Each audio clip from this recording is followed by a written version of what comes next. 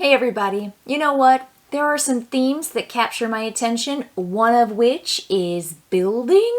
I used to be an architecture major in college. That was my first choice, and I love the structure of things and building stuff. I mean, I was like old school Legos back when I was a kid. So for me, those kinds of games like Castles of Mad King Ludwig, it's right behind me. And things like that where you're actually building and structuring and organizing all these different locations. But there's another theme that really gets me, and it's animals. It's specifically dogs. Now, I'll have to say that I haven't been captured by a game's theme like this since, I don't know, like Dungeon Pets. Dungeon Pets has the cutest pets in the game, and you're taking care of them, and they're adorable little creatures. So here I get all the dogs I've ever wanted in my whole life, and I'll tell you, these stacks are big. These are some tall stacks of cards. Let me actually show you right now because I want you to see how many individual, unique cards you get that are dogs. Here's one stack. Look at this. This is one stack right here. And then there's another stack. Every single one of these dogs is different. And the game actually says to shuffle them all together and then set about half of the deck to the side. And you don't even get to these cards because players are only allowed to add 8 dogs to their kennel throughout the game. So if you're playing with, let's say, 3 players, that's 24 dogs out of this whole stack here. So there are so many lovely dogs to play with and to pick from, and it just warms my heart. So when I saw this on Kickstarter, I was like, yeah, back, of course, back. I really didn't know really what the game flow was and what players were doing, other than, yeah, you're going to a dog park and taking your dogs on a walk. And I'm like, yes, again, like I'm on board. You don't have to do anything. This is the collector's edition, so the bits and pieces that you're going to see are going to be the super cool, juiced up, colorful wooden bits and tokens and stuff. But yeah, I was like, I want dog park. I want dog park, and I got it. And that's what this video is dedicated to, is me telling you what's so cool about dog park in addition to all the cool dogs.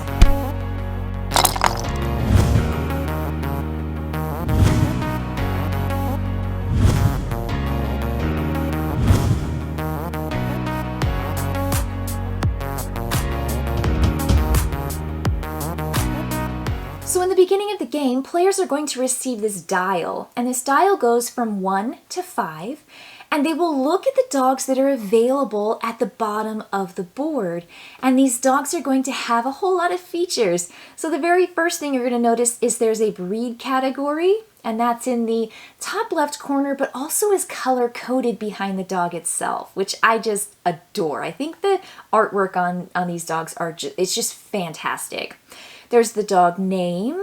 There's the walking cost, which means if you want to take your dog out of the kennel and on the lead, you need to pay those items that are listed down the left side of the card, which might be a toy, it might be a ball, it might be a stick, or it might be a bone. They also have an ability at the bottom, and that ability is triggered in one of 3 different phases of the game. There might be an endgame bonus, which you need to make sure you keep your eye on that and see if you can either gather more dogs of the same type or collect resources that might help you bank more points. But there also are words like selection and walking. So selection is during the process that I'm talking about. You turn this dial and you are trying to bid on a dog that's out there on the bottom board. And you're looking at all these dogs saying, okay, well, I really like the walking cost for this dog because it's really cheap, but I like the ability on this other dog over here. Or I don't want a toy dog, I want a gun dog, I want some other kind of category because of the way that they're ranked down the board. And that means that whoever has the most of those particular dogs in their kennel at the end of the game will receive 8 all the way down to 2 victory points. So you have to keep so many things in mind when you're bidding. Now, when you bid, you're not just bidding because you're like, oh, I'll just pick 5. 5 is the highest number. I want to win. I'll pick 5. Because you're actually bidding with your reputation points. And your reputation points are, yes, your victory points. That's the track that goes all the way around the right side and the top of the board. So if you don't have the reputation to bid with, you essentially get last pick, but you still get a dog. That's the thing I really like about this. Everyone always gets 2 dogs per round, and you do that in the very beginning. So during that recruitment phase, you do recruitment, you bid, you place your dial, you get a dog, and you pay your reputation number. Then you do it again. Put new cards out, bid again, and then you choose which dogs you want to send for the walk. So I just like it. I like that system. I like the way it works. And if you tie with someone, because your bid is secret, you place it face down, the person who got there first will win ties. And turn order changes every single round. So there's a chance for you to maybe get ahead of someone and just barely eke out the tie because you are above them. But you might just go to a space where nobody goes and you just get that dog, but you still have to pay whatever cost it was, even if you were alone. So I love that you're bidding, and it's a secret bid, but it's bid in turn order. You're going to take that dog and put him right in your kennel. They're yours. Yay! And then you're going to hopefully get a chance to walk them, because if you walk a dog and then you put them back into your kennel, they are walked and are no longer going to count as negative points at the end of each round. Because if you have unwalked dogs in your kennel, they're sad, they're unhappy, and your reputation goes down by 1 per dog, unless you get one particular forecast card that says just that round, it's a -2. And so the forecast cards are really cool because every single round is essentially a day where you're walking your dogs, and the forecast is going to change, and it's going to have something that helps you, something that gives you a particular bonus or an opportunity, or it might actually harm you if you do certain things. So the forecast is really cool, and it changes every single game because you shuffle those cards up and deal 1 out for each of the rounds face up. So you know what's coming. It's not a surprise. It's not a secret. They are face up and you can plan for it. So the forecast cards are really, really cool as well. So once everybody is done with that recruitment phase, we go to selection. You're going to pick those dogs and put them up in the top lead area. You can always walk up to 3 dogs around, and you pay that cost in their walking cost. That's it. Super easy, super fast. Everyone does it simultaneously. And then you move over to the walking phase. And this is really cool. I like this so much. So in the center part of the board, there is a route, and you're going to take your dog walking with your little dog walking figure, and it starts in turn order, and the first player can go, and they can essentially go in any one of the first 4 spaces. You always move 1 to 4 steps. And they go in the space, and they take what's depicted on the board. That's it. Oh, did I land on a ball? I'm going to get a ball.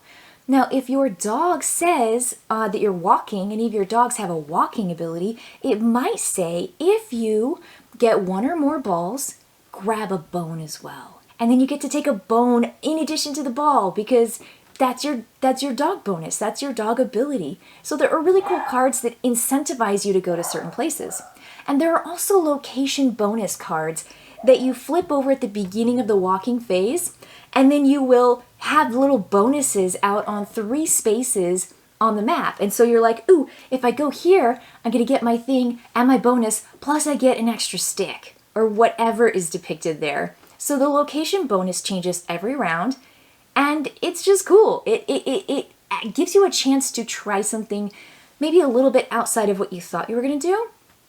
And if you want to go where somebody else is, you have to pay a reputation. So you really don't want to be in the same space as other players, because maybe your dogs are going to maybe nip at each other, or they're going to get distracted, or something's going to happen. So thematically, it makes sense that you kind of want to go on a walk and you're just kind of doing a little solo trek.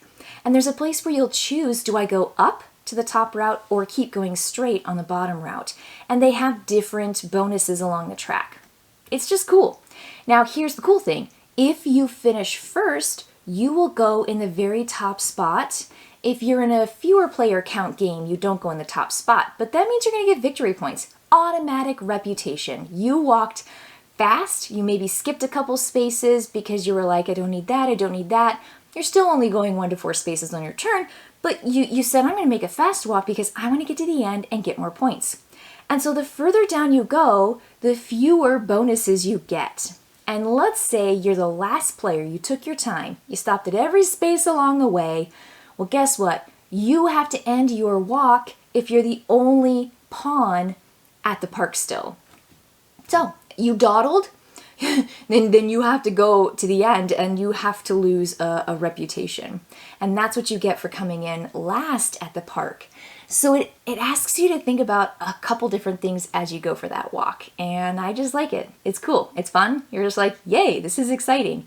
And I have to say that when you play in a 2-player game, you have an auto dog walker, and they will be part of that recruitment phase and part of the walking phase. And there's a die that you roll, and that die essentially tells you how far they're walking so that they block places from you. But then it also tells you which dogs they're going to take at the bottom. And so I think the auto walker system works incredibly well. It's smart. It created a lot of tension in my 2-player game. And I think it's a great feature to this. So it makes it feel like you still have more players out there and there's more competition for the particular dog breeds with their cards, but also for walking in the park. So that's pretty much the end of a round, because you go back to home, you bring all your dogs from the lead down to your kennel, and you are going to get points for the dogs you walked. So you're going to look and see, did I walk 2 dogs? Did I walk 1 dog? Did I walk 3 dogs? Every dog you walked, you get 2 reputation to kind of boost your reputation so that you can bid with those points in the next recruitment phase. So you're most likely going to be earning those points to spend them again. So I think it's just really cool and smart. In the park, you can also earn reputation to help you with those bids so that you can outbid your opponents. But during that home time, you're just going to gain that reputation for dogs that you walked, but also if you have any unwalked dogs that don't have that collar symbol, they're sad, they didn't get to go on the walk, and they're really restless, and so they're going to take away from your reputation. That's it. Now, by the time you get to the end of the game, you've got a couple things that you are vying for. The first one is you've got final scoring on your dogs. That's just going to be an individual thing that you figure out. The other thing that you have are these objective cards. Now, in the beginning of the whole game, you are dealt 1 standard and 1 experienced objective card, and you keep one of them. And the main difference between the standard and experienced is that standard gives you fewer victory points for an easier objective, and experienced gives you more victory points for a more challenging objective. So it just depends on what you're really going for and how aggressive you're going to be about your objective. So you're going to get those points if you achieved your objective. Yay! You're also going to receive 1 point for every 5 of your little bits and pieces left over. Like if you have a couple balls and a stick and a toy, you're going to get 5 to 1 victory point. And then the coolest feature of this game is that the player who has the most of a particular breed type, let's say pastoral, or again, gun dog, terrier, utility, all these different breeds, the cards were laid out at the beginning, you are going to receive 8 points if you have the most of the highest ranked breed. And again, those cards change every game. If you tie with someone, they are friendly, so you both will receive, or all 3, or whatever the score tie for that is. And you just go down each one of those cards. How many do you have? How many do I have? Who gets the points for it? And you just move up on the track, and then that's the end of the game. So just lovely, lovely 60-minute game with fantastic bits and pieces. I love the bone containers. I mean, it's just, again, the cutest thing. I got a little bone here. I mean, it's adorable with all my cool stuff in it. So, I mean, just so much to like about this game. It just feels good. And I love the blind bidding. I love that everybody gets 8 dogs. And there's a really cool feature where you can actually swap out dogs, which is tricky. You can really change out that majority bonus if you have, like, if someone thinks you're going for one thing and then you trade out a dog and get a different breed type from the main supply area. You can really, really throw people off there. It's a fun game for just 4 rounds, and I think there's just so much to bite into, and I love the dogs. Oh my gosh, the dogs are so cute. They look so good, and I love dogs. I love them so much. And while I was filming this, my little cutie came downstairs to see me, and so that's the picture that you're going to see at the end is my Best in Show Muse. She's my little sweetheart, so enjoy looking at the cutest picture of my dog. And I'll catch you later, everybody. Bye-bye.